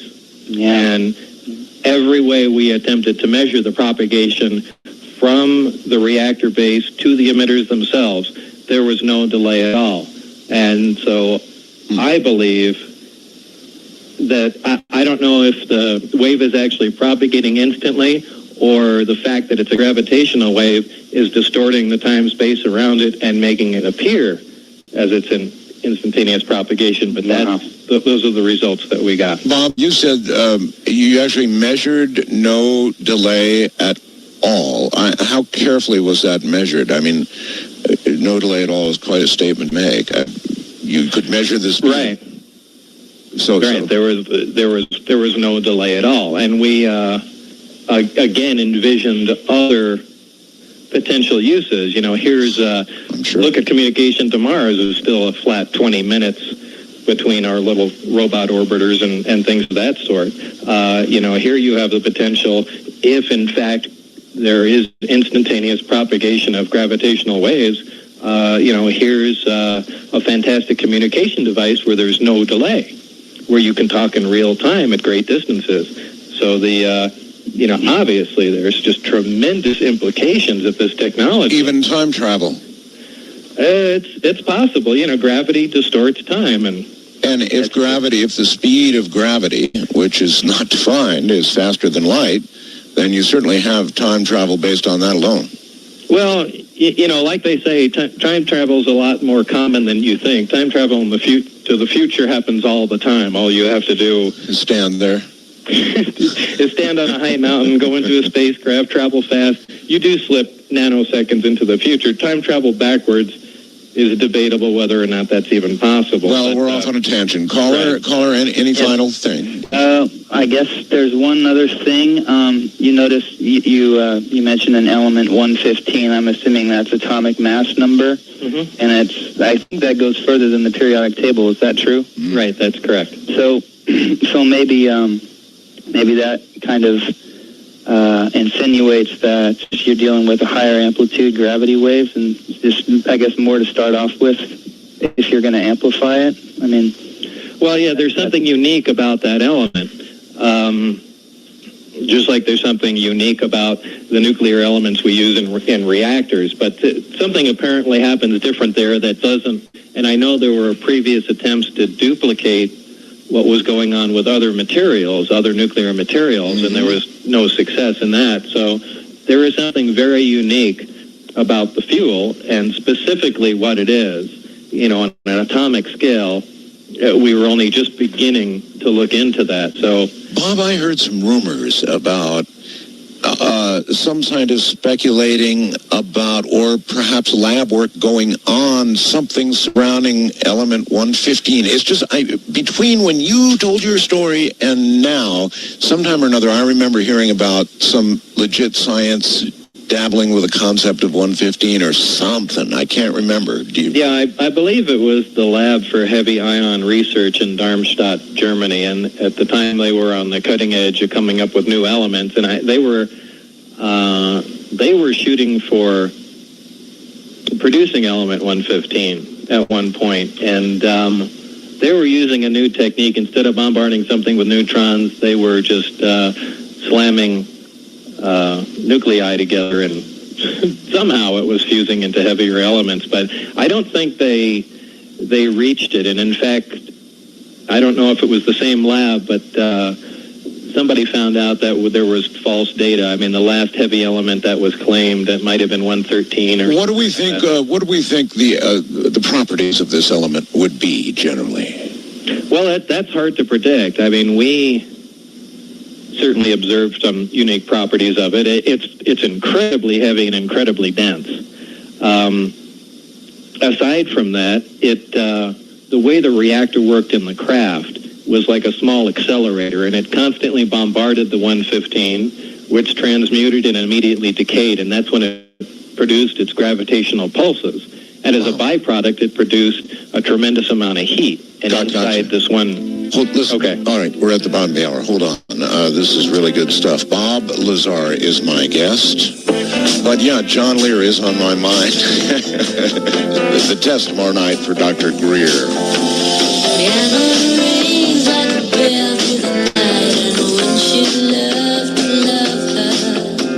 Come up with from coast to coast and worldwide on the internet. This is Coast to Coast AM with Art Bell. Well, for sure, fascinating stuff. Bob Lazar, a man who's had hands-on with alien craft, hands-on with alien propulsion element 115. That's another story that he can't quite totally talk about, nor will John Lear. In a moment, we continue with Bob. Stay right where you are.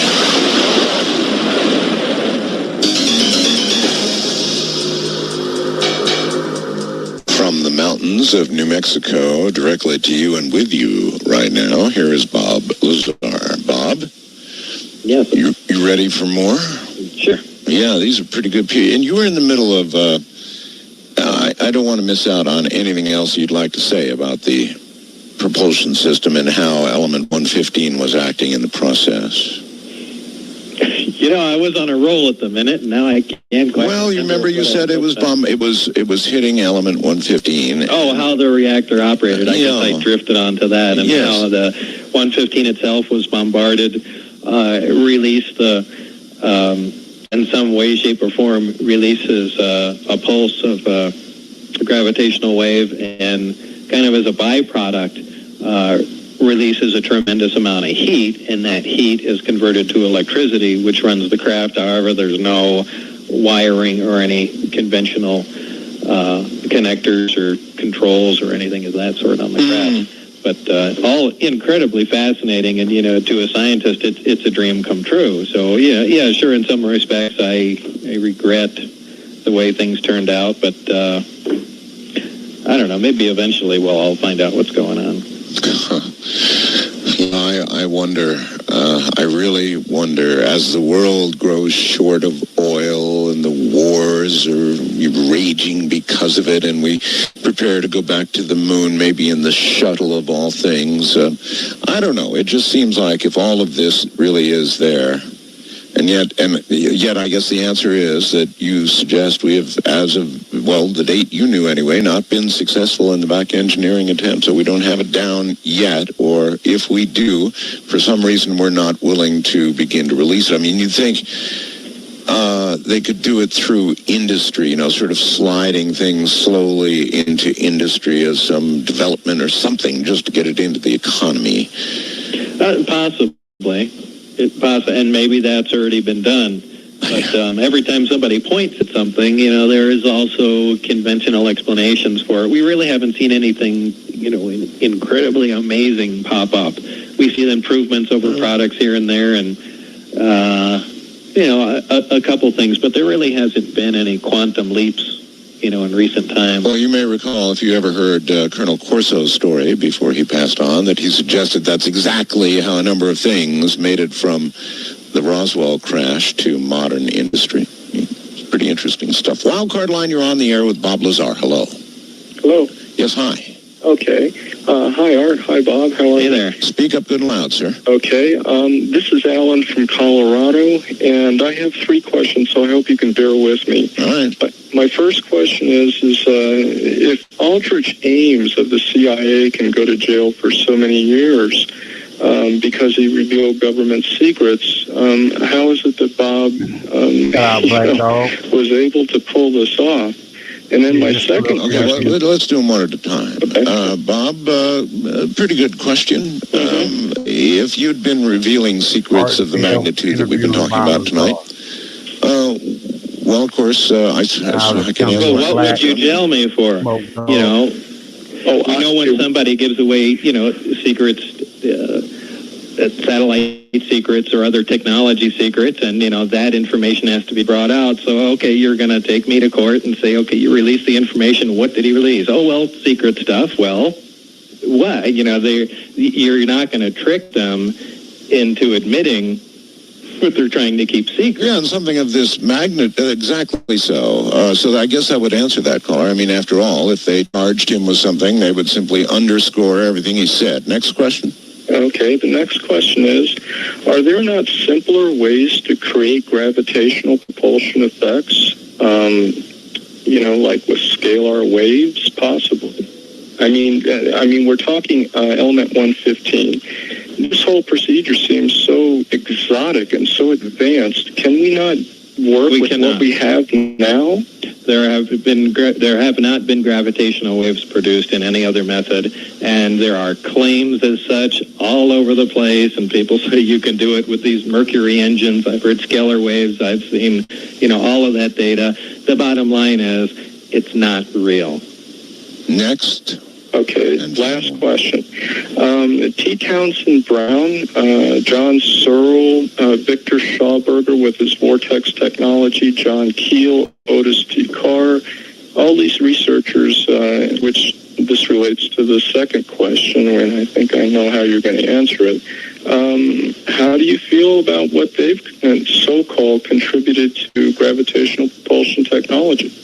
Contributed where? Where is it? Show me one. Bring it down here. I'll even fly and see it. Every time I've wasted my time on that, looking at everybody that's claimed any of that stuff, it's never panned out. It's like perpetual motion. The same. Yeah, there's plenty of claims, and people want, are looking for funding to research this or do that, and for the most part, not for the most part, there is no device of any sort that can create a gravitational wave now. And go ahead and prove me wrong, other than what was at S4. Damn, you are such a reasonable person. No, but that's a fact. Please prove me wrong. I'll come and check out what you're going to claim. With you all the way, but you see that's what makes your other claims so damn legit in my mind. Just like that person who fast blasted me. Jeez, Louise, in every other way, you're so. Now that I'm not belittling these people that are doing this work. You know, T. Thompson Brown, many others were brilliant people doing work, and yes. I think a lot of the things they observed have other explanations. Yes. And, you know, just because something lifts off the ground does not make it gravity propulsion. But gravity propulsion, I define as something that's acting directly against gravity, and I don't mean being lifted by electrostatic forces, something like that, something that's actually counteracting. Your skepticism everywhere else just is so strange in light of what you say to the rest of us. Look, I barely believe my own story. It happened to me. That's how big of a skeptic I am. East of the Rockies, you're on the air with Bob Lazar. Hello, Bob. Hi there. It's nice speaking to both of you. And to you, sir, where are you, out of I'm from curiosity? Pasadena. My name's Sandy. Okay. Yes, for over 20 years, I've been within the research of exobiology. I don't want to mention any names, but my ex-father-in-law, who was with the CIA at Groom Lake, before he died of Agent Orange, he asked me if there's anything I would like to know about Area 51. And I said, yes. Is the government cover-ups of UFOs and ETs true? He said yes, because he stood guard several feet away within one of the hangar bays, guarding ETs from the UFO that was being brought from one place to another. But this person your dad is passed on. Yes, he passed away. See, he was all fed up with the government for what they were doing to him, because he spent so much time in the service and all that, you know, with them, that they wouldn't do any more for him. And so he just said, to heck with it. Yeah, they have a pretty bad record of taking care of their own people. Right. But, yeah, you find a lot of people as they come, you know, close to the end of their lives. Look what happened with the JFK thing. You know, it's just if enough time goes by, people become more comfortable releasing what they know. Yeah, well, that's why I said there's got to be other Bob Lazars out there, and there surely are. So you take the very moral position that you would rather see them not come back for their own sakes than come back and verify your story. Oh, absolutely. If you're listening, don't listen to Art. Don't say anything. West of the Rockies, you're on the air with Bob Lazar. Hello.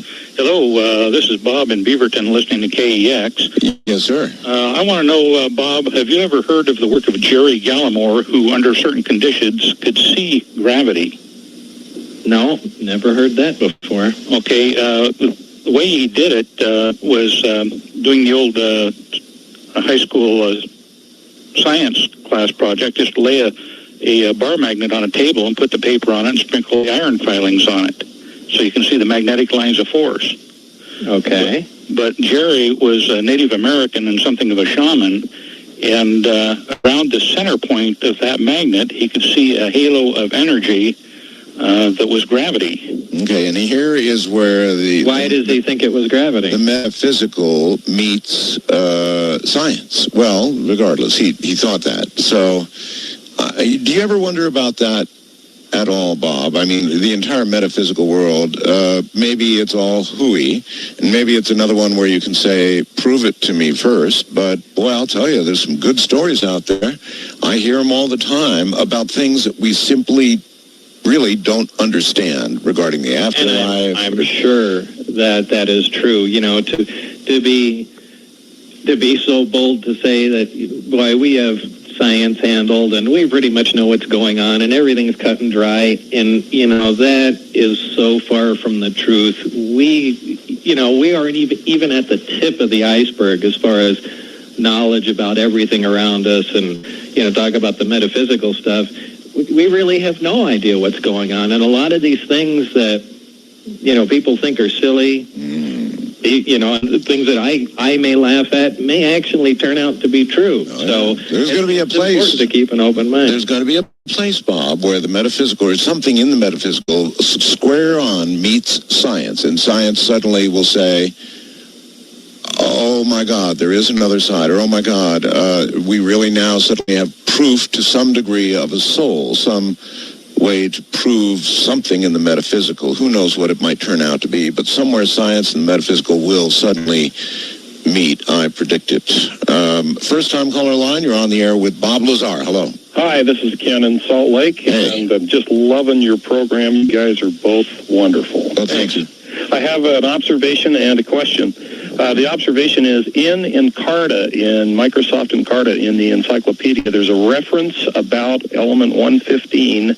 If you go into 1976, look under physics, 1976, it talks about element 115 as being present in a meteorite that came into the Earth's atmosphere. Oh, and also the heavier elements. Wait a minute, sir. Wait.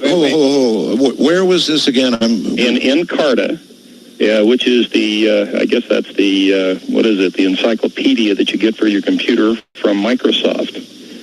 Really? So Microsoft Encarta, and you go to 1976, where under physics. They're talking about a meteor that had element 115. 115, and they were able to measure it and deduce that it had element 115 in it. And also the other references for 116 through about 124 at the end of the article, it says they were measured in mica schist that was in Africa. Wow. So in mica schist, which is, I guess, a rock formation, there's trace when they bombard it with a Van de Graaff generator at high energy, gives off a pattern of atomic, some signature that shows that those elements were there. The logic is there. They talk about it. Well, wow, that's really interesting. Now, this isn't Encarta. We're not talking about something that's on the internet. Yeah, we were talking about Encarta that you'd buy for your computer, which is a encyclopedia from Microsoft. It comes from Microsoft, right? Yeah, it's a Microsoft software program. And what did you look up to find this? Under physics, 1976. All right, great. And at the bottom of the article, it's in there, the reference. Okay, the only question I have. All right, stop for a second. Out there, if somebody would be so kind as do the research, email it to me. I'll have it by tomorrow night. Continue, sir. Okay, let's see, one other question. That is, I heard the rumor that somebody had tried to open one of the reactors somewhere on the facility there. Somebody made that suggestion and that there was a atomic explosion underground. Do you know anything about that? Yeah, I heard that, and I heard that officially, too. Oh, really? Yeah, that was one of the things that was told to me. In fact, that was one of the reasons why I worked there, because I was allegedly replacing one of these people. So the previous Bob Lazar got a little too close to what was going on, apparently, and from what I recall from the story, I believe it was in March, and I don't remember the date, but it was announced as a nuclear test. And there is a corresponding date for that test. And what they have listed as the test is completely false information. That was the detonation of the reactor at the test site. The detonation, so it exploded with the force of, you say they announced it as it was a low yield test. A low yield. As they used to do that in Las Vegas all the time. Sure, I used to announce it, get off high buildings, that kind of stuff. Right, they'd always tell you in advance. But anyway, that data is on their site. Not about what it was, but that date, and I don't remember it in March. I'm sure George Napper, one of those guys that... Do you know anything about the nature of the explosion? Yeah, I know it was... The intention was, the frustration was with the reactor at that point, and for whatever reason, somebody had the bright idea, well, let's try and open it while it's operating. Oh, really? So, oh, my. Extra smart guys working on this problem. So they took this, they took one of the reactors from one of the other craft, and by the way, they all looked exactly the same, not the craft, but the reactors. And they took it to the nuclear test site, and it was done remotely underground. And the people monitoring it apparently were too close, and they didn't realize the explosion was going to be that large, and it did. And again, this isn't something I witnessed. This is something I was told, but it was something I was told while I was out at the site. So it just has another notch of authenticity because I heard it out there. How many people allegedly lost their lives in this? Do you know? I don't recall. It wasn't like there were a lot of people. There were, 2 or 3 people from what seems to stick in my mind, but I can't say that for sure. I don't recall. I did hear that exact story. I'll be doggone. I had never heard any of that. All right. Wildcard line, you're on the air with Bob Lazar. Hello. Yes, my name is Ben. I'm just outside of Boston. Okay. And I've got a question going back to Bob's comments about running his car on hydrogen. Okay, fire away. Okay. Over the last bunch of years, Nexus magazine has run at least a couple of articles about running one's car on hydrogen, using electrolysis. In other words, generating the hydrogen on board, on demand. And some people I've spoken to about it say it's a ridiculous idea, that it's impossible, that it would take... I'm one of those people. Really, more energy. It's not happening. You can't crack water that fast. Oh, really? Yeah, you can't. Because there's a guy... Unless you're carrying a nuclear power plant behind you. you just can't. Water doesn't come apart that fast. And there are flash ways. In fact, I met a physicist from Sandia Labs here and was talking to him, and they have this neat device that kind of works on a plasma pulse and cracks water at much higher volume than electrolysis. And in fact, a guy emailed me recently that has something that does that with hydrocarbons. But as far as driving a car and producing hydrogen by electrolysis from water at a volume great enough to keep the car running, it is never going to happen. It's not going to happen. So you are required really to generate the hydrogen at some other time, some other place, and then pipe it into the car and store it. You can't. Our product is a small hydrogen generator, kind of like a dishwasher. Sits in your garage, solar panels, and it takes 2 to 3 days to fill tanks because it takes a lot of energy and it takes a long time to do it. Now, there are faster ways, but they consume more power, and some don't, but are more complicated, use water, so on and so forth. Ours is low cost, just connects to the water line, uses solar panels, and slowly cranks out hydrogen. And you can, over a period of 2 to 3 days, fill the tanks in your car, and then you can drive 700 miles. Ideally, you'd have several sets of tanks and just fill them and whatnot, but it's the only way to do it. I've been playing with hydrogen fuel systems since the late 70s, and you just can't make it fast enough. Caller, a few seconds. Well, I'm all set. You're happy? All right, then. I bye. guess. Yeah, Thank you, and take care. And I'm afraid that time is slipping by. No, it has slipped by, and the end of the program is here. So, hey, Bob, man, what a great program. Again, every time you come on, it's a great program. Hey, always great to talk to you, Art. And maybe next time you're here, I'll give you the Lear test. Anyway, listen, thanks for being here, huh? Hey, thanks again, Art. Take care and good night. Thanks. He's a totally excellent interview. Anytime you talk to him, Bob Lazar from the high desert in the middle of the night. I'm Art Bell. See you tomorrow night.